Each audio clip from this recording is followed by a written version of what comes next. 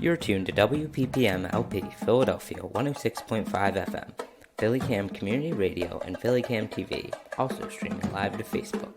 Thank you for tuning in to Reimagine, a partnership between Reclaim Philadelphia, Resolve Philly, and PhillyCam.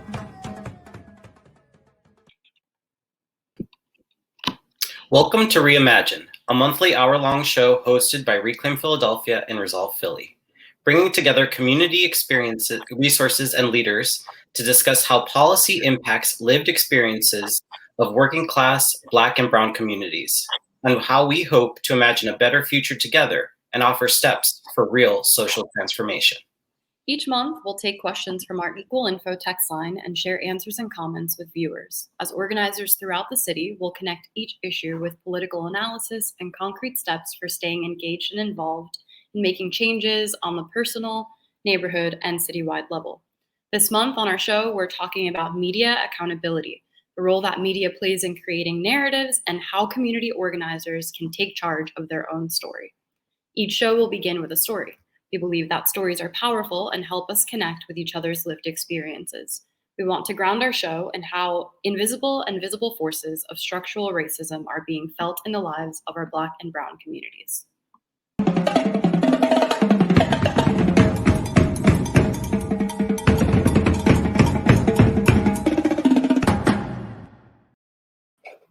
Thanks so much for joining us and showing us how everyday community members can be a part of this process. We'll be right back with an interview that I did for Resolve Philly with Kendra Van De Water from Yeah Philly. Hey Kendra, thank you so much for joining me on this segment. Of course, thank you for having me.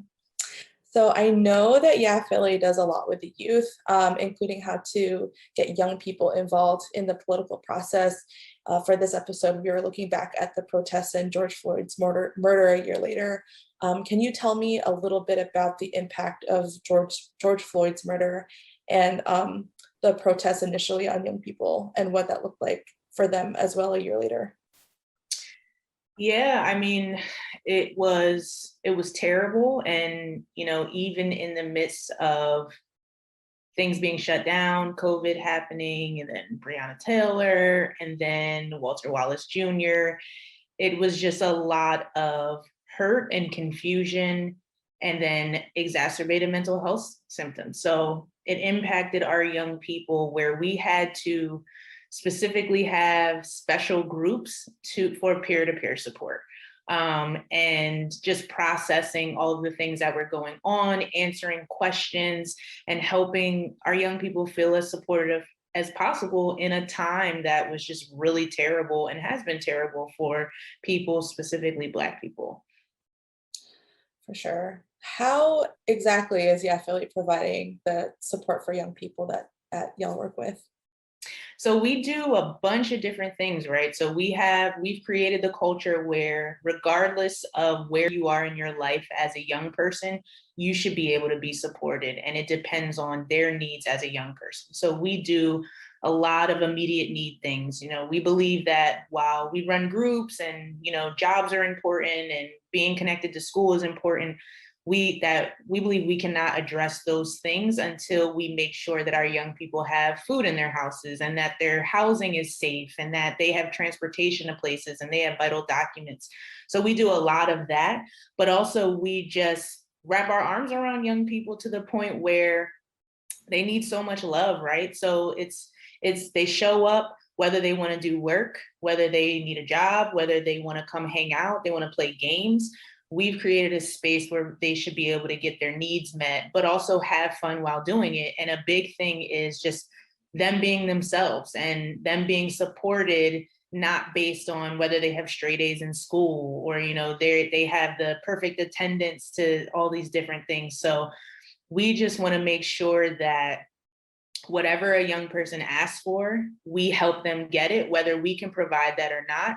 We want to make sure that our network can also assist them to get the lives that they want and that they deserve. You also brought up earlier about like this peer-to-peer kind of support system. Can you talk a little bit about that? Yeah, so even like based on our conflict resolution and mediation model, that's peer support, but just how we go about everything is peer support. So we work with a population of young people who have also been in the juvenile justice system. And then we have other people who may have not been in the system at all. But we know that when you blend young people, which is really needed, we don't believe in separating everyone all the time, not separating boys, not separating girls.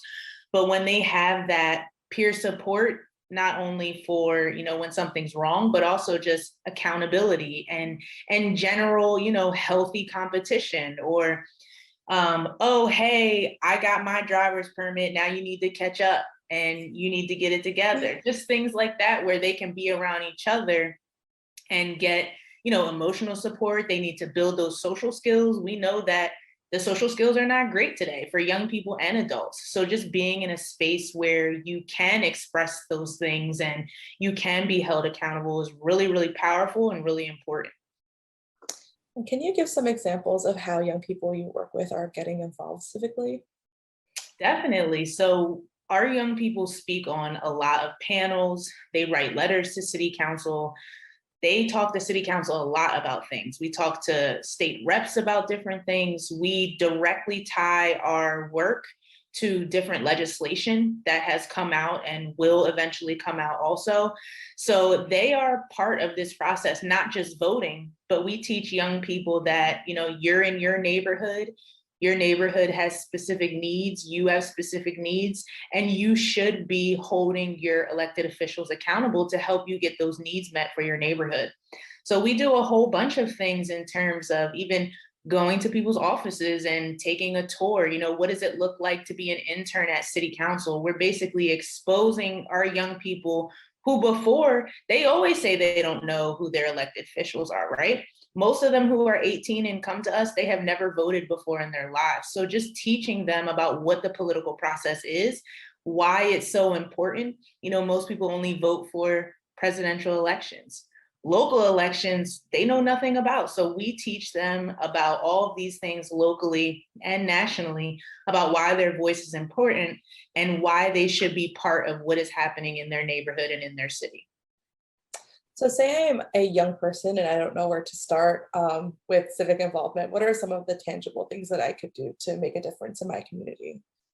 Go to your community meetings. That is probably like the easiest and one of the biggest things that they can do. So even their local block captain, their local community meeting, because at these meetings, there will be 50 million things that they can participate in. So even just showing up and saying, hey, this is who I am and this is what I'm interested in, even if they don't want to stay, they'll start to know what's going on and they'll be able to pick what they can be involved in. So I would say that is the biggest and the easiest thing that a young person can do. And just getting to know your city council person or your state rep is super important. Again, just introducing yourself, and then you'll start to know, what you want to be involved in and what's happening. I think it's such a great point to make, that young people can actually get involved in this way in ways that are incredibly tangible. And I think it's just something to further emphasize, even when we are in positions where we feel like we can't do anything, especially a year after looking at protests. So thank you so much for all of the wonderful insight.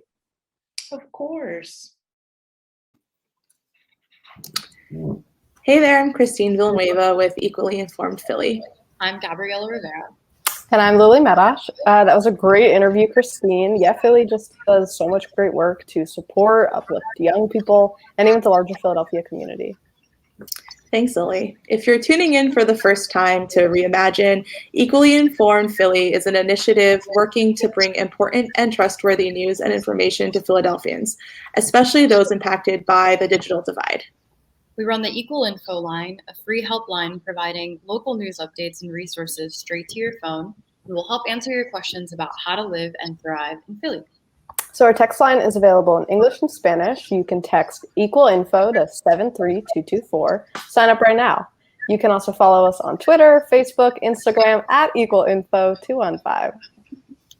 For this week's episode, we're reflecting on the protests that took place last year around the murder of George Floyd, of how Philly's local media covered the events and how that impacts community members.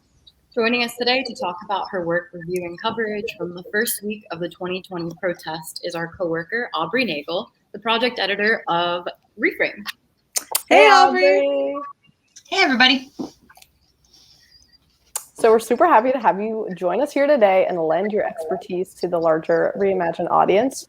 So I'd love to learn a little bit more about the Reframe initiative. So why do you think this initiative is something that the journalism industry needs? Yeah, absolutely. Thank you so much for having me. Reframe is a set of tools and resources for journalists focused on using humanizing, authentic, and accurate language in reporting.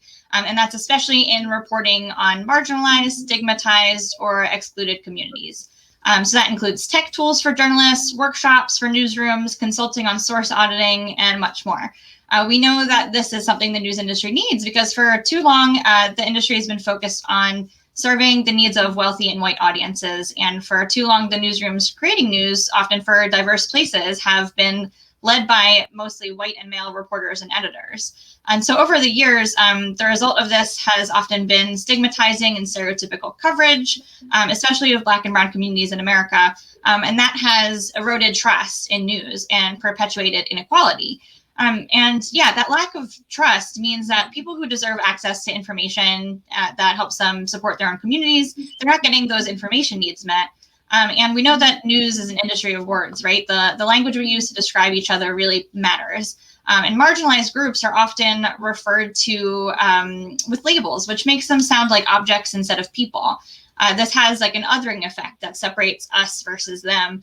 And research has shown that using stigmatizing language and dehumanizing word choices, this can actually negatively impact the daily lives of those that they describe. So whether that's, someone experiencing substance use that is seeking treatment, or someone who was once incarcerated seeking employment, for example, those labels have a real world impact when used in the news. Reframe's work is super important, and I know you spent the last year putting together a report analyzing a week of local news coverage during the first week of protests in May last year. What were some of the key findings? Yeah, so we studied the work of 19 local news outlets here in Philly and the online content that they produced between May 30th and June 7th of 2020. Most significantly, we found that the headlines of these articles during this crucial breaking news period, they focused more on the responses to the protests at hand. For instance, public officials' statements, celebrities' tweets and responses, and then also the taking down of the Frank Rizzo statue near City Hall, events like that were in response to the protests. Those were focused on more than the issues that actually sparked the protest in the first place, or the demands of those participating. So that was, one really important finding. We also found that of the people that were directly quoted or paraphrased in these articles, about 38% were either public officials or members of law enforcement, whereas only a little less than 16% of those were protesters. And, that's a pretty big gap considering ostensibly the story being covered at this point were the protesters and their actions. And it's not unusual for public figures to be, quoted extensively in high impact breaking news situations like this. But the proportion between these two groups was super significant. That's almost a little more than double of the difference between those two groups. So those are two of our, big findings. And Aubrey, what did you learn from the audit that surprised you the most? Yeah, so in addition to that, the focus on response was actually pretty surprising, I thought, in that we knew that there was a lot of coverage of things like the Rizzo statue and the murals, but even the proportion of those headlines that were more focused on those was really surprising. But in addition to looking at the headlines and the sourcing of those stories, we also analyzed some of the keywords that were included in those stories, so words related to the events themselves. And there were a lot of surprising comparisons there. So, for instance, in the days after the initial protests, after George Floyd's murder around the country, the phrase defund the police became a big topic of conversation in response to the long history of police brutality and police abuses in this country. But in the 392 articles that we looked at, that phrase defund the police, that only came up 8 times. And the phrase police reform also became a big topic of conversation. in the weeks following these events. And that came up in just 22 articles. Whereas, as you can see in this visual, the word looting came up 190 times. Even the word Target in reference to the retail store, a couple of them were either vandalized or there were Philadelphia residents who took it upon themselves to quote unquote protect a Target in South Philly. That was mentioned a significant amount of times compared to the word police, the phrase police reform. Again, Frank Rizzo's name was mentioned in 91 articles, whereas the phrase Black Lives Matter, obviously so crucial to the movement, but also just a phrase that, you know, is both a catchphrase and also the name of the organizations that were helping lead some of these protests. That was only found in 90 articles. So there were a lot of ways. There's a lot of ways to slice that keyword data. That you can look at it, a lot of different comparisons. But it's really clear that from some of these juxtapositions, the heart of the demands of protesters around police reform against police brutality, they were focused on less than the more literally surface level changes, like the removal of that Rizzo statue or a similar mural depicting Frank Rizzo in South Philadelphia. Aubrey, I know that you've been surveying local community members around Philly about how they feel about local news and this protest coverage. So I'm wondering, what are some of those major themes that people are identifying? Yeah, absolutely. We are working on a kind of follow-up report on community feedback to this initial report. And we're still looking for more contributions from community members on this topic. We really want to hear from as many people as possible about their thoughts on news coverage from that time period last year. You can actually contribute via a survey on our website. That's at reframe.resolvephilly.org/Philly. And so far, we've surveyed nearly 500 Philadelphians about protest coverage. And of the 400 or so that reported seeing some of that local coverage of these protests, about 58% felt that the coverage was accurate. And 38% said it was not accurate. We've also had some folks contribute some longer commentary via these surveys. And some of the kind of the major themes from that were on what was underreported versus what they felt was overreported. And some said they felt that the looting and property damage were topics that were over-covered, and that the police response and tactics, especially in places like West Philly, where residential neighborhoods, and not protesters were tear gassed, that those facets of these first couple of days were undercovered. And a few said that there should have been more coverage of how these events as a whole fit into the city's history of police violence as well. So that's not to say that none of these things were covered at all. I know, in fact, that there were a handful of articles in the nearly 400 that we looked at that did cover these issues in depth. But what we're trying to gauge by asking Philadelphians about their impressions of news is that gap between what amount of coverage is enough. If a newsroom creates a single in-depth investigation of police abuses or history of them, but they and other outlets in the city produce dozens of quick articles about looting and property damage, that proportionality will be absorbed in certain ways throughout the community, because not everyone can read every single story or see every single broadcast. So that proportionality of the different stories being told really counts in creating that larger narrative. So navigating the news cycle during this time was very confusing for most. What are some tips that you can give non-media folks when they're reading and thinking about how stories are framed? Yeah, so during a breaking news cycle, finding trustworthy information can be really difficult.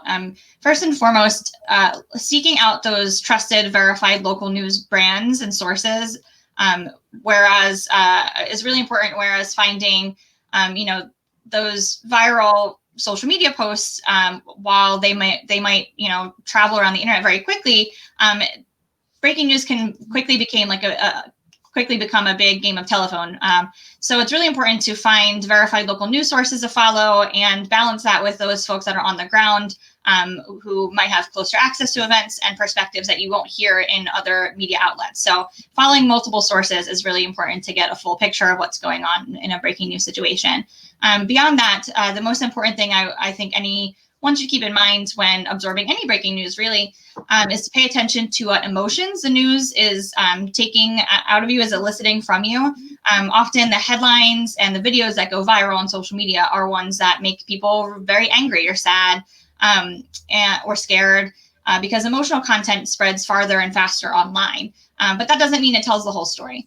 And on TV, the images that are eye-catching will always win the day. So, you might be watching a network and there's not necessarily new information because it's a breaking news scenario, but they're replaying that same violent clip over and over again, but not providing you with anything new. It's just attracting your eyeballs. So sometimes you need to take a step back and think, am I getting trustworthy information from this source, or does it just have my attention? Does this broadcast have new details right now, or does it just want me to keep watching 24/7? Breaking news takes a while to develop, and you want to make sure that what you're learning is full and trustworthy. So it's okay to take a break from the rapid fire details until the whole picture becomes clearer. And in terms of framing with any story, you really want to think about how it is framed. And when I say that, I mean how it defines the problem at hand, how it diagnoses the cause of the problem, whether it makes any judgment about that problem, and how it suggests remedies to that issue if it does at all. So for instance, say a group of people experiencing homelessness has found shelter in one area of the city and neighbors aren't happy. If the problem in an article or a broadcast story is defined as these people need shelter, or these people are disrupting other people's use of the city? Is the remedy find homes for those in need, or the city needs to clear out this encampment? Those are two really different ways of describing the same set of events, right? All news is constructed in some fashion. That's not to say it's all biased, it's just created, right? It's a series of choices of who and what to include. And so you should always keep that in mind when absorbing breaking news. And Aubrey, at the end of the report, you made recommendations for practices that local newsrooms and the news ecosystem as a whole can adopt for future reporting. What were some of those recommendations? Yeah, so collaboration I see as being really key for future breaking news situations like this, especially in Philadelphia, where there is such a history of collaboration through Resolve Philly and Broken Philly, of collaboration between major news outlets in the city. What we experienced reading so many articles from the same time period, there were a lot of articles covering the same events in really similar ways. Those, quick hits about, Mayor Kenny said such and such on this day, or the Rizzo statue was taken down, or the Italian market said they are no longer supporting this mural. And you just start to see patterns and coverage of breaking news situations where with that kind of episodic coverage, where you're not talking about the larger themes, you're really just talking about one instance, one event. It might be really quick to produce. We see a lot of opportunity for newsrooms to collaborate on that type of coverage, and potentially where resources are always scarce during a breaking news scenario, and in newsrooms in general. We see that there might be time to free up other reporters if everyone is covering that same press conference the same way. Perhaps if we share resources, there might be more room for that thematic coverage that dives into what are the demands of these protesters, what is the history behind this movement, where are these new protests coming from, and really diving into the history of the social movement rather than staying on that surface level of, where is the protest now, what is the traffic like, those types of that type of coverage. Great. Aubrey, last question for you. So I know you talked about some of the issues with using police as sources for these particular events. I was wondering if you could go into that a little more. Yeah, sure. It's historically not uncommon that newsrooms will use police sources as the sole sources, especially in crime coverage. And we know from many of these instances of high-profile police brutality cases and police killings that the initial reports from police are often inaccurate and it's difficult to trust them.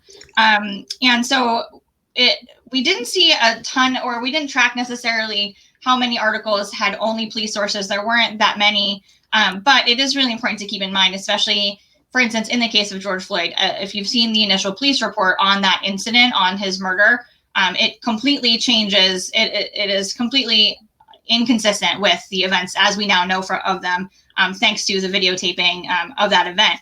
And so it really calls into question how newsrooms can use police sources, whether they should be using them as a sole source in any story, in a crime story, because it really is only one side of any story. And that's why, outside of crime coverage, it is certainly not acceptable for any story to run on one source. This is kind of the only instance historically in which newsrooms really do that. And I think it's time that we consider law enforcement not as a institutionally objective source, because they're not. They have their own vested interest in how news is covered.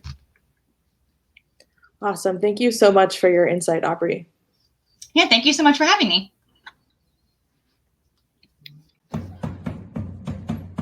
You're tuned to WPPM LP Philadelphia 106.5 FM, PhillyCam Community Radio, and PhillyCam TV, also streaming live to Facebook. Thank you for tuning in to Reimagine, a partnership between Reclaim Philadelphia, Resolve Philly, and Philly.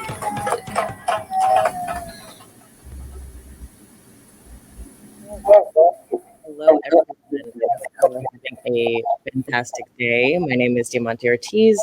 I use she, they pronouns. I am the communications organizer at Reclaim Philadelphia, and I am here today with Kea Stewart. Kea, how are you? I'm doing well. Good to see you, Diamante. Yeah, so I'm just going to give a little overview about who you are and how we're going to bring you into this conversation. I'm really, really excited. Making sure folks can hear me okay, because I kind of hear weird feedback. So on Reclaim's side, I wanted to also mention before, through the work of the Shift the Narrative Coalition, as I was mentioned before, from Aubrey and other folks at Resolve and Equally Informed 215, the notion of being able to, carry our stories and being able to, speak truth to power in terms of what is important and what is being stigmatized in our communities has been a really essential and key conversation stemming from the Unfortunate Buildings Matter 2 headline, as well as a lot of hypersensationalization that comes within the media, specifically with Black and Brown and working class communities.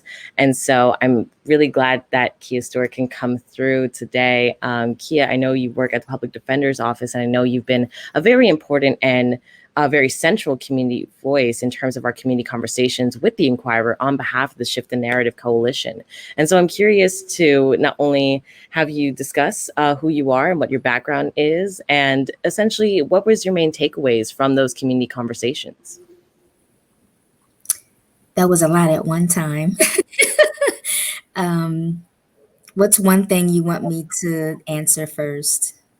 If you can give a background on who you are and how you're involved in the Philadelphia community. Okay. Well, my name is Kea Stewart, and I work at the Public Defender's Office. I've worked there now over 25 years. I've had several roles with them. Now I work in their Federal Community Defender Office as an administrative assistant, and I work in their capital habeas unit. Capital habeas means that we represent people who are on death row. The reason why I became involved in the Inquirer meetings was because last year the outgoing administration went through with a lot of federal executions. It was very painful to observe and watch. And I wanted to become more involved in the community as far as how stories are told, and that the people who are telling the stories become more aware of how it affects the community, and people who may be involved in these stories and what it does to their lives on the back end that they may not ever be aware of on the front end.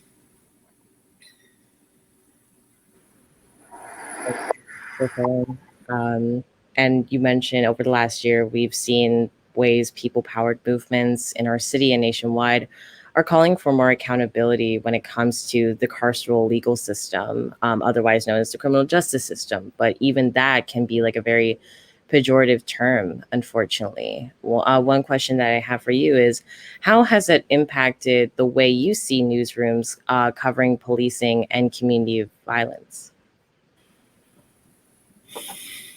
Well, I don't know that my perspective has really changed. I feel that historically, the news is skewed. Um, the stories that are told are from a perspective not taking into consideration people as people.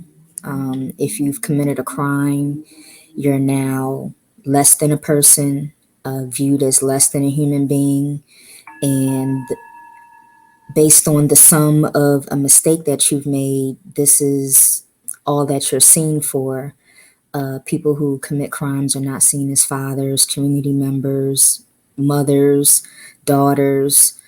And it's very harmful to not see people for all of who they are and to only see them for one action that they may have committed. Absolutely. And why do you think it's important for, everyday working folks like yourself to be involved in these conversations? To share how it impacts us for people who may have never been involved in the carceral system at all. They may not be aware of how it impacts people's lives. People are impacted and prohibited from voting, prohibited from maintaining good, viable employment. And so lifestyles are changed, and some people are not able to really make the best of their lives because of these hindrances. And also the community needs to be involved because these are stories that are being told about the community that we live in, and the perspective and the opinions that people have about these neighborhoods are based on the stories that we are told. Usually the first story that you hear is going to be the one that you're going to base your opinion on or possibly believe the most. And so those stories need to be told carefully. Absolutely. And you kind of touched upon this before, but what are harmful narratives newsrooms need to rethink? So during the meetings with the Enquirer, there were some conversations about, I don't remember the name of the type of stories they are, but they're quick little blurbs that will tell you the details that something happened overnight. Someone was shot. We don't know a lot of details. They may or may not have a name. They may or may not share all of the details of what happened. And usually the source of these types of reports are from the police. And those types of stories are not necessarily full encompassing of a true picture of what has happened. It's usually a one-sided type of a story because it's only coming from the police. And if someone's name is in that story, and depending on the information that's shared, if it's true, if it's not true, it can become harmful for people who have to live in the aftermath of this story and other people being aware of it. And something that came about in one of the meetings that I remember that bothered me was where these types of articles originated. And the person in the meeting from the Enquirer shared that type of storytelling is to fill up pages when things are a little sparse from the newsroom. And I know that from my own education that those types of stories originated from slavery, when people escaped and there were news articles put out about them, or if someone was captured and they were beaten, or different types of stories that were told that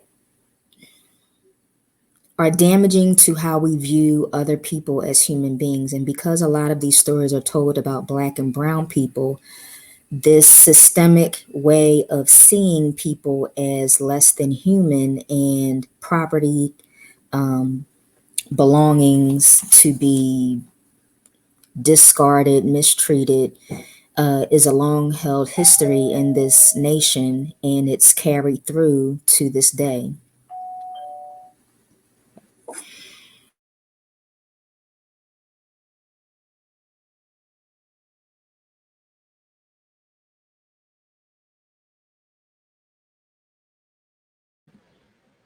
really unpack the issues of white supremacy and settler colonialism when it comes to the ways in which we are not addressing human beings. And there's a lot of stigmatizing that comes from it, a lot of commodifying that comes from it too, because a lot of newspapers, especially with such older established institutions such as the New York Times, such as the Washington Post, unfortunately have had, issues with like putting out runaway slave ads and putting out these very derogatory, mentions of human beings that are not part of this abolitionist perspective or even just a human first perspective that isn't covered as much. And you mentioned being motivated to get involved because of the federal executions. And my question to you is, how can changing media narratives help, destigmatize these often taboo and unacknowledged topics?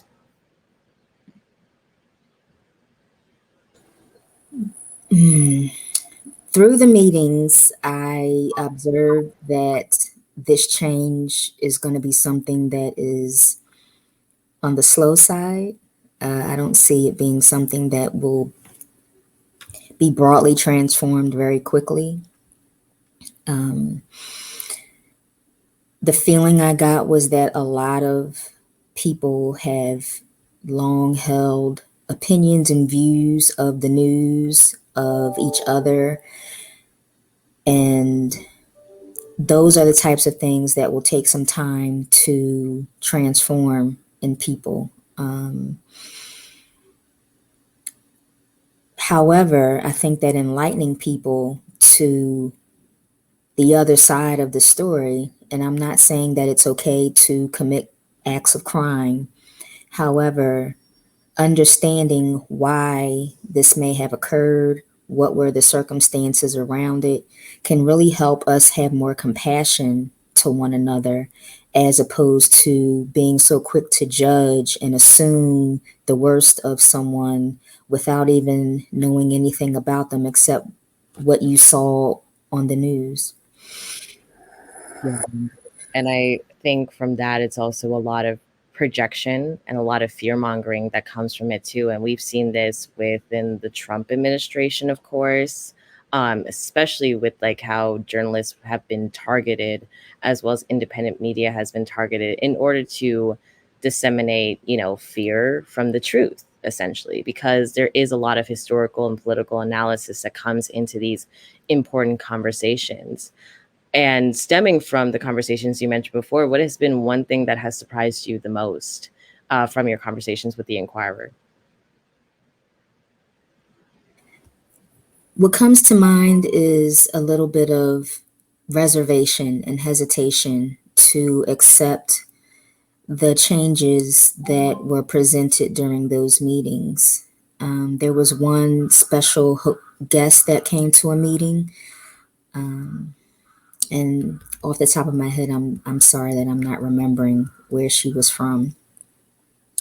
But she talked about specific words that can be changed as far as describing a person and talking about a person to be more human-centered, so that we're not stigmatizing people. And some of the responses were very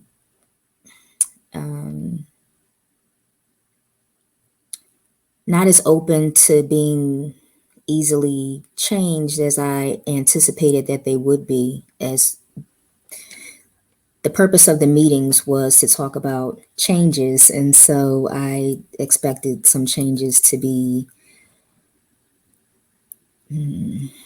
I guess, welcomed more or easier to understand than they were. And I'm hoping that over time, maybe those were just initial responses, and that with some time and thought that maybe, those views were softened a little bit, and, maybe they'll take those considerations to heart and really implement them. Yeah, definitely. And mentioning before the root causes that you have been dedicating your life to, essentially, and what you've seen firsthand what are the ways that you want to see those root causes you care about and are a part of displayed on a larger platform? And what do you think is currently lacking?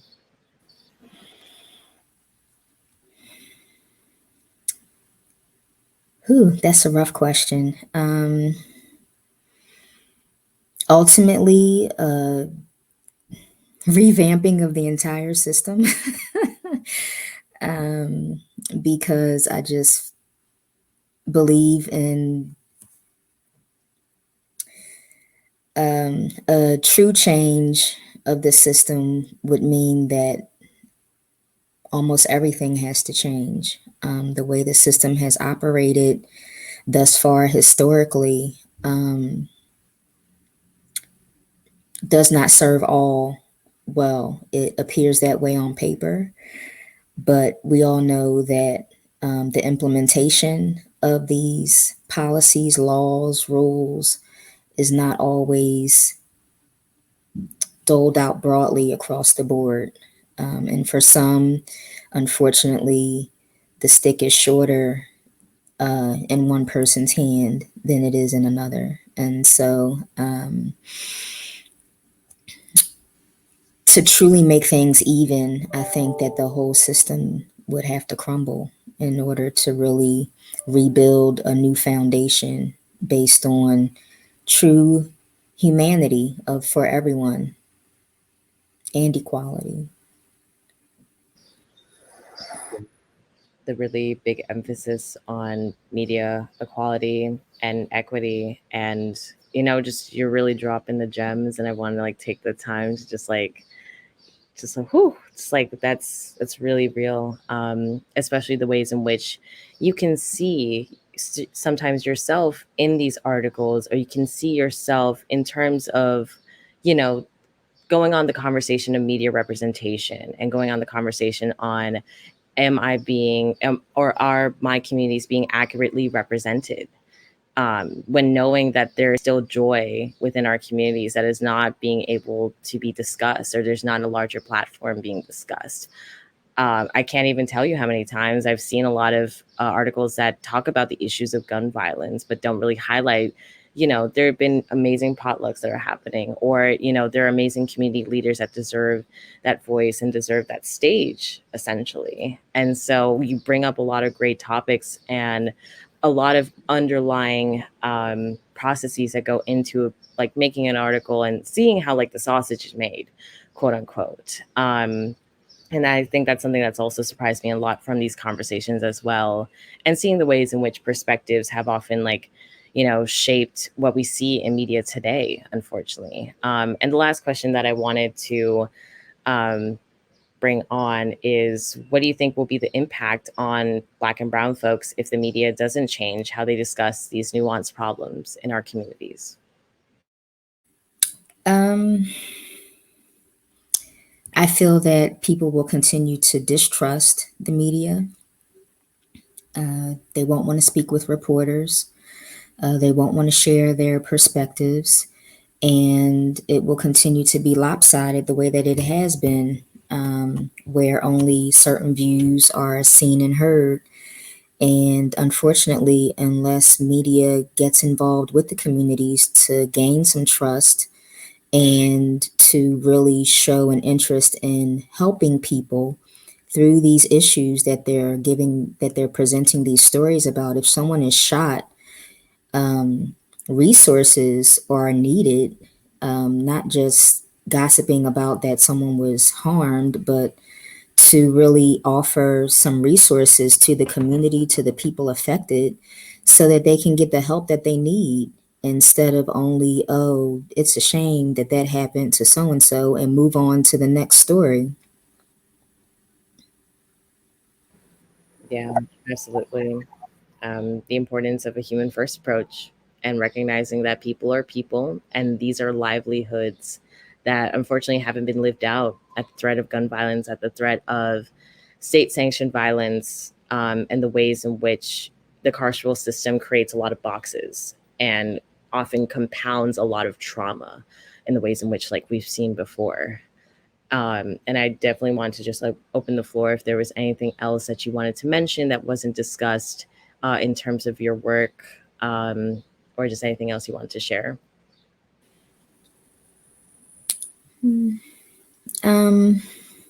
I was very appreciative to have the opportunity to participate in those meetings, and it's definitely spearheaded me to want to become more involved in the community and to be helpful in sharing my knowledge and background any way that I can. I'm not sure exactly what that means, but moving forward, I'm definitely open to being a resource to really spearhead the change that's necessary. And if I can encourage others to do the same, then I would like to do that too. Awesome. Thank you so much, Kea, for joining us. I really appreciate your patience and your willingness to help, because these are really difficult conversations, and I do hold space for that. Thank you so much. Thank you. I appreciate being here. It was wonderful to see you again. You're tuned to WPPM LP Philadelphia 106.5 FM, PhillyCam Community Radio, and PhillyCam TV, also streaming live to Facebook. Thank you for tuning in to Reimagine, a partnership between Reclaim Philadelphia, Resolve Philly, and PhillyCam.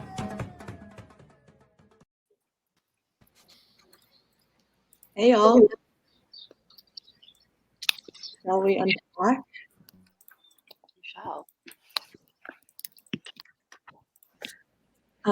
I really appreciated all of the points that Kea made, especially. I think that it really kind of brings everything together as someone who has had both like some organizing experience and journalism experience. It's interesting to see like how the internal in terms of the industry affects the external, which is like the coverage and how that affects communities. I think institutional change, something that I've personally experienced, is hard in newsrooms, especially when a lot of journalists, particularly journalists of color, are really pushing for community engagement to be baked into the process of newsrooms and collaboration with community partners, and not necessarily just with other news institutions. And it's hard. I just wanted to put that out there, that it's like it's hard, and I have no idea what that looks like moving forward. There's some hope after having been at Resolve for some time and looking at folks like Free Press and other places that are doing some really stellar work and putting community engagement in there. But I definitely acknowledge that there's such a long way to go, and especially when it comes to like the internal struggle of giving journalists of color a say in like literally anything. Yeah, I definitely agree with that too. And even just noting to the fact that a lot of folks, when they see an article, the first perspective is usually a police officer and not necessarily a community member. And I don't know if that was touched upon before in conversation, but I think that creates that stigma, unfortunately, and that sort of notion where it's like, well, where can I be seen in this article? Or, you know, how is my community being represented in a way that centers, you know, the joys that often aren't talked about within actual like national media or mainstream media. Yeah, absolutely. I think Aubrey had actually touched on that, and I think she did such a like wonderful job. So like shout out to Aubrey for that.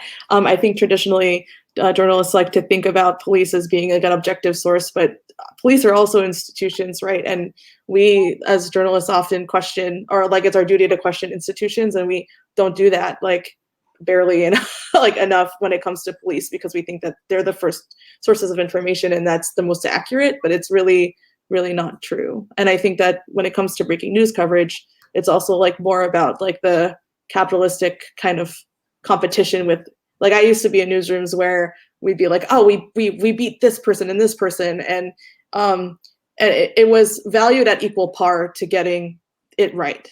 And I just like don't agree with that. So I don't know if I'll ever be in a newsroom again, but there's a reason why I left newsrooms, and I'm still in news, but left newsrooms, the daily grind. It is, to me, kind of this like crazy cycle when you think about it, that we look to the news to understand the present, but also so much of the news is used to understand our history and how we got to where we are.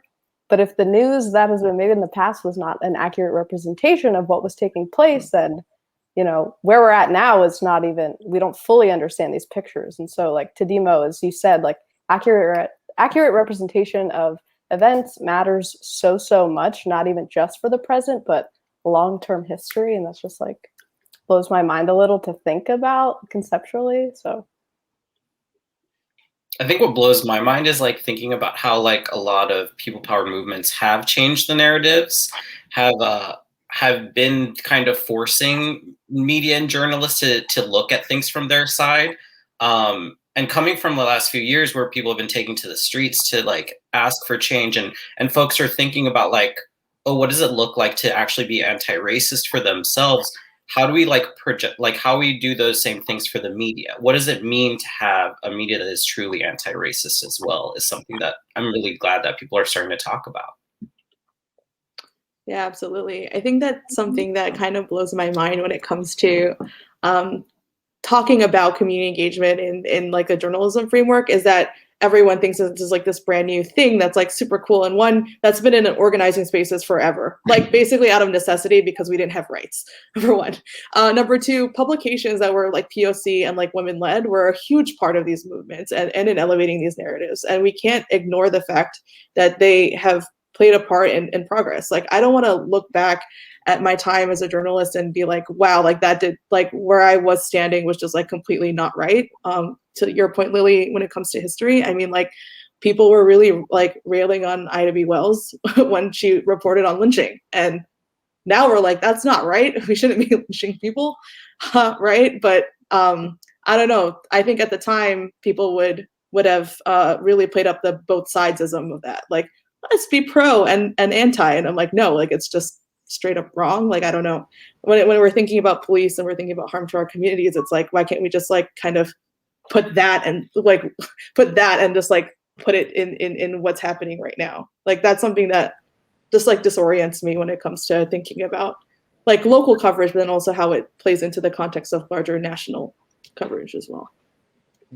I think that's also part of a symptom of settler colonialism and white supremacy, and the fact that, like, you know, erasure is a very big thing, unfortunately. And there has been a lot of historically dominant narratives that have been part of this power dynamic that is completely like unhealthy and has been, you know, stemming, you know, in terms of just keeping that power and just keeping a lot of control when it comes to who gets the final say. Like what you mentioned before with the newsrooms, right? It's just like, oh, we beat this, we beat that. Where it's just like, why can't we have a human first approach, which a lot of, you know, Black, Brown, and often Indigenous communities centered upon in terms of that collectivist mindset and honoring everyone's story. And even thinking about just the role of the oracle and the fact in which, like, we have to tell our stories, and how many times that has been, you know, erased, like I mentioned before, and has been tainted, unfortunately, so many times, and the ways in which we have to continue to have these really important conversations.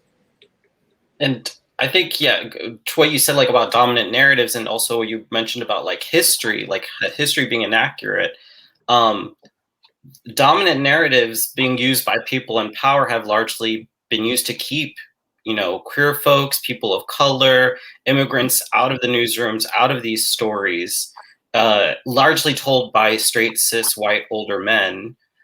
So like a lot of times if you're not involving the community, it's just the nominative narrative of the people in power telling the communities what they should be believing, what the story is actually.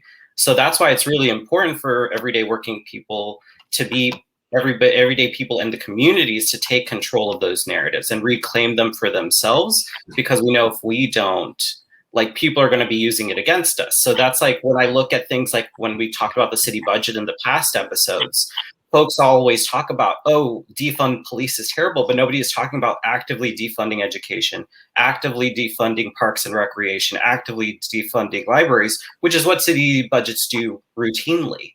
But nobody, in a narrative, nobody talks about it in that way. It's just budget cuts and this is what we have to do. So like that's why why is it such a big problem when we talk about it with one department of the budget and not the others that always get, you know, the short end of the stick? Yeah, we actually reached out to our fully informed line audience, and we had one of our subscribers talking about how the reporting is often the same story from the same perspective, and it adds little depth and value. And just like the voices of the community become secondary to everything that's going on. And I thought that was a really powerful statement because, I mean, it's definitely resonating with everything that Aubrey found in the report and just like what we're talking about here. I think it's necessary for the community to get out and just, really let's wave our own flag as like a community of, just Philadelphians and be like, this is what we want, and not be scared to put that out there. Yeah, I think it's like, how do we perpetuate this culture of collaboration instead of competition in a capitalist society? Like that is the thing that keeps me up at night when I think about working in the news industry. Well, we're How do doing we it right get now. people to understand that they are enough? Like they know what their communities care about, and that's all they need to know to be part of these conversations. Right. Like you don't need to have a specific marker. Like even if you don't, for instance, I've talked to so many folks that are like, oh, like having a college education, but it's just like, okay, you're a human being at the end of the day. Like you're standing on your own 2 feet. Like you deserve to have news talk about how housing is a human right. You deserve to have newsrooms talking and advocating, for a better budget, like what we talked about, instead of like pejorative, terms and terminology and saying like, oh, this isn't going to work if we defund the police. But it's like, okay, but look at the root causes of what happens within a capitalist, white, heteropatriarchal society. There's a lot of unfortunate gatekeeping that comes, and the media, as we've seen historically and traditionally, has been at the helm of that. And so it really is important to create that call to action for sure. You said the A word, which is advocacy. It's so interesting how like journalists will squirm at the word advocacy, but I think that like when we're thinking about the media and journalists' role in how we move society forward, it's like what does that look like? What would it look like to have people be super informed and civically engaged, and what is journalism's role in that? And I think that a lot of journalists wouldn't know when you look at it from a microscope and in the day to day.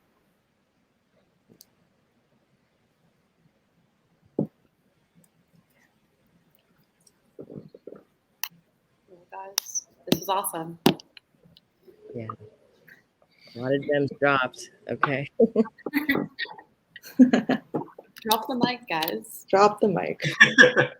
I mean, it's hard. Like we talk a lot, like a lot of the big bads, like white supremacy and the patriarchy and things like that. That's the air we breathe. So like, of course, it's going to be coming up in the media. It's going to be coming up in the narratives unless we challenge it. Unless we say like, no, this is actually not working out for us. And this is what I've seen in my community, and this is what we're going through, and this is what we need to do together. Definitely. Thanks, y'all. The fight continues. Yeah. Right on. Be well. Thanks everyone for the conversation. Yeah. Thank you so much.